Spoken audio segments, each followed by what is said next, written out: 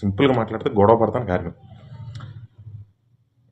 ఎవరితో గొడవ పడదామని, ఎందుకు గొడవ పడదాం, ఆర్మీ అవసరం. ఎందుకంటే సినిమాల్లో ఉన్న ఫ్యాన్స్ ఉంటారు, ఫాలోవర్స్ ఉంటారు, భక్తులు కూడా ఉంటారు. అంటే నిన్ను దేవుడు అనుకుని పిచ్చెక్కిపోయి నువ్వు దేవుడు అని దండం పెట్టేసి వాళ్ళు కూడా ఉంటారు.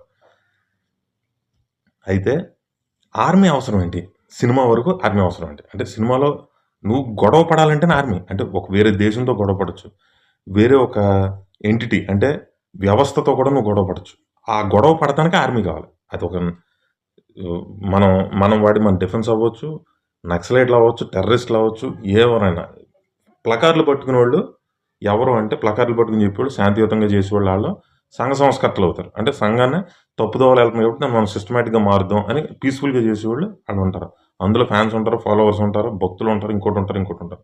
Why do you need an army and with whom do you want to fight? నువ్వు ఎవరితో గొడవ పడాలి?